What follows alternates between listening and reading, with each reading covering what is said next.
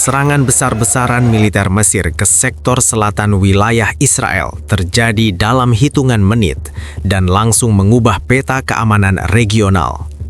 Benteng pertahanan selatan yang selama ini dianggap sebagai lapisan pengaman utama jebol setelah dihantam serangan presisi, dan markas divisi Gaza dilaporkan hancur total sebelum sistem komando sempat merespons secara efektif. Informasi awal dari berbagai sumber keamanan menyebutkan bahwa serangan dilakukan secara terkoordinasi, cepat, dan menargetkan pusat kendali, gudang logistik, serta simpul komunikasi utama. Dampaknya langsung terasa di tingkat tertinggi pemerintahan Israel.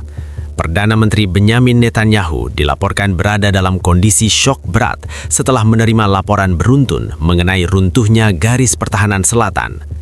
Sistem peringatan dini aktif, tetapi tidak mampu mencegah kerusakan besar yang terjadi dalam waktu singkat. Markas divisi Gaza yang selama ini berfungsi sebagai pusat operasi dan pengendalian militer untuk wilayah tersebut dilumpuhkan sehingga rantai komando terputus di saat kritis. Menurut sumber militer, serangan diawali dengan penghancuran titik-titik kunci pertahanan darat dan udara.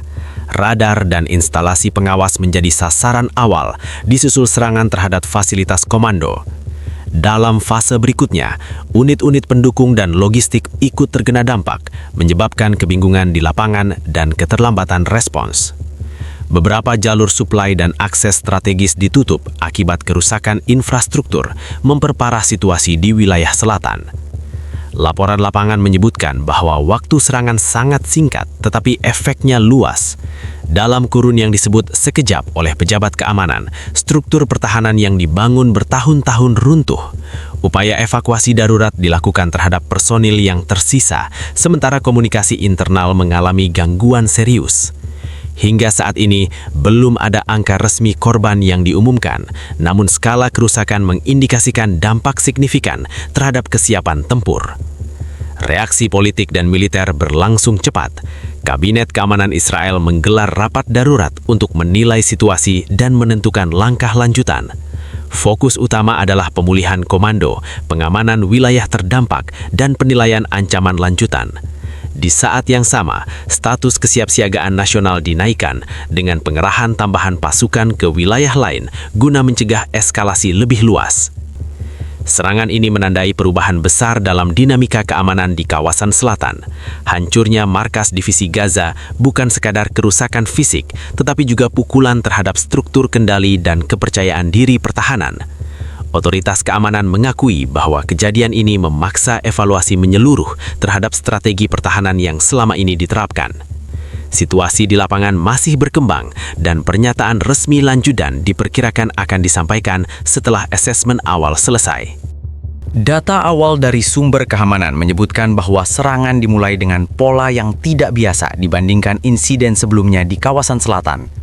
Militer Mesir tidak melakukan eskalasi bertahap, melainkan langsung menekan titik-titik inti pertahanan.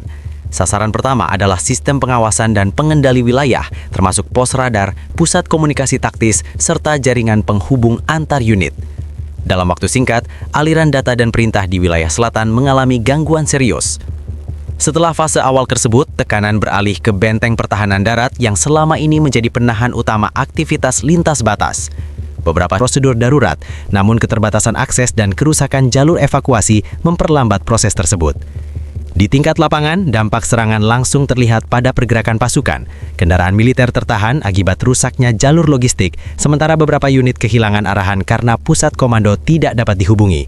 Situasi ini menciptakan kekosongan kendali di beberapa sektor, memaksa komandan setempat mengambil keputusan mandiri dengan informasi yang terbatas. Analisis awal menunjukkan bahwa runtuhnya garis pertahanan selatan bukan disebabkan oleh satu faktor tunggal, melainkan kombinasi antara serangan presisi, pemilihan sasaran yang tepat, dan kecepatan eksekusi. Otoritas keamanan mengakui bahwa pola serangan ini menandai pendekatan yang lebih terstruktur dan terencana dibandingkan insiden sebelumnya di kawasan tersebut. Hingga bab ini ditulis, penyelidikan internal masih berlangsung untuk mengidentifikasi celah pertahanan yang dimanfaatkan dalam serangan. Pemerintah dan militer menyatakan akan menyampaikan laporan lanjutan setelah evaluasi menyeluruh dilakukan, sementara situasi di wilayah selatan tetap berada dalam status pengawasan ketat. Runtuhnya benteng pertahanan selatan dan hancurnya markas divisi Gaza segera memicu konsekuensi luas di tingkat politik dan militer. Di dalam negeri, pemerintah Israel menghadapi tekanan besar untuk menjelaskan kegagalan sistem pertahanan yang selama ini dipromosikan sebagai lapisan keamanan utama. Oposisi menuntut audit terbuka terhadap kesiapan militer, sementara publik mempertanyakan efektivitas belanja pertahanan dan sistem peringatan dini yang tidak mampu mencegah kerusakan besar dalam waktu singkat.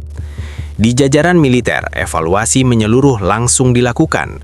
Fokus utama diarahkan pada pemulihan struktur komando, pengamanan wilayah terdampak, serta penempatan ulang pasukan untuk menutup celah yang terbuka. Beberapa unit cadangan dilaporkan dipanggil dan prosedur kesiapsiagaan dinaikkan di sektor lain guna mengantisipasi potensi eskalasi lanjutan. Otoritas pertahanan mengakui bahwa hilangnya pusat kendali di wilayah selatan menciptakan tantangan operasional yang signifikan dalam jangka pendek. Reaksi di tingkat regional berlangsung cepat dan berhati-hati. Negara-negara tetangga meningkatkan pengawasan perbatasan dan memantau perkembangan situasi dengan ketat. Jalur diplomatik aktif digunakan untuk mencegah meluasnya konflik, sementara sejumlah pihak menyerukan penahanan diri agar ketegangan tidak berkembang menjadi konfrontasi terbuka yang lebih luas. Pernyataan resmi umumnya menekankan stabilitas kawasan dan perlunya deeskalasi. Di forum internasional, insiden ini menjadi perhatian serius. Sejumlah negara menyampaikan keprihatinan atas potensi dampak terhadap keamanan regional dan arus perdagangan. Diskusi darurat dilakukan di berbagai kanal diplomatik untuk menilai implikasi strategis dan kemungkinan langkah mediasi.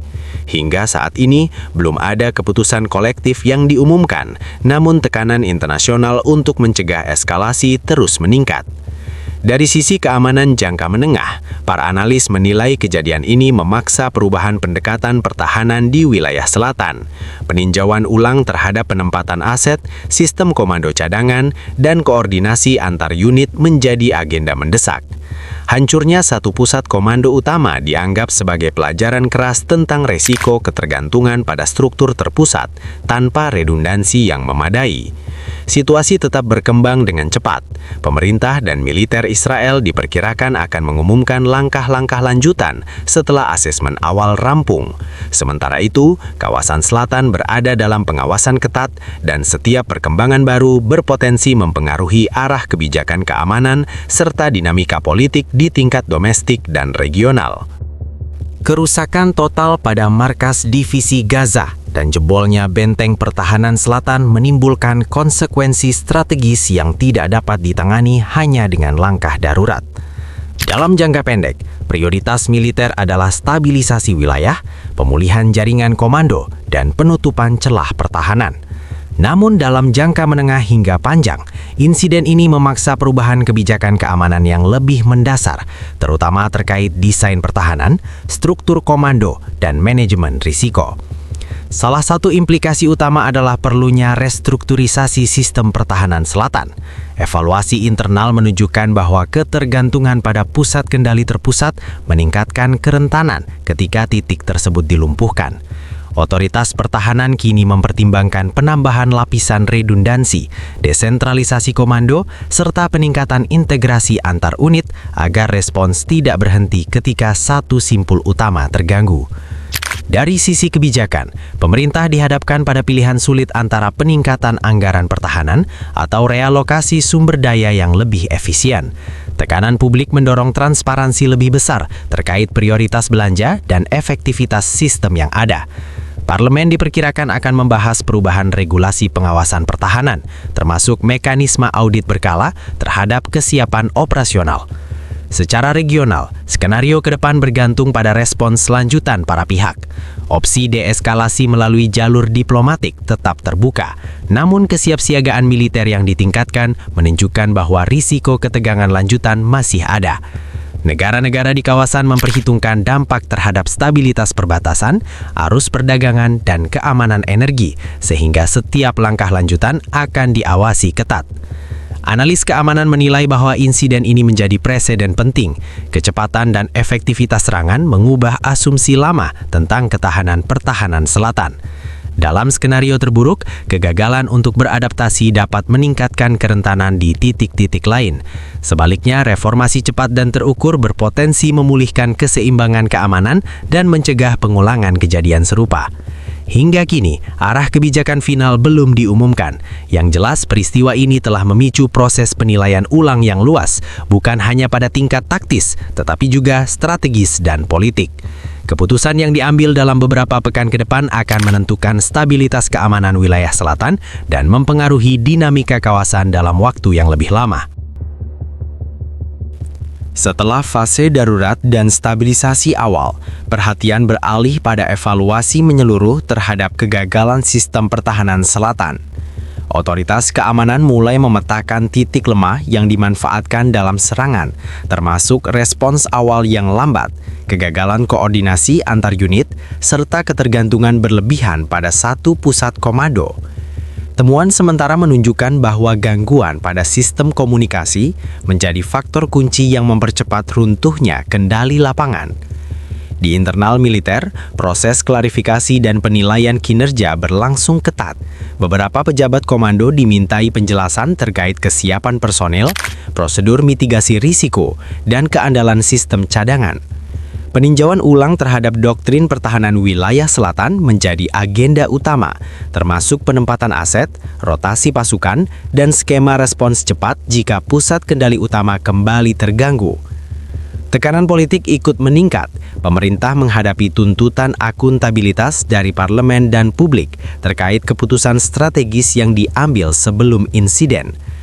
Pertanyaan utama berkisar pada efektivitas investasi pertahanan, validitas klaim kesiapan operasional, dan alasan mengapa peringatan dini tidak menghasilkan respons yang memadai.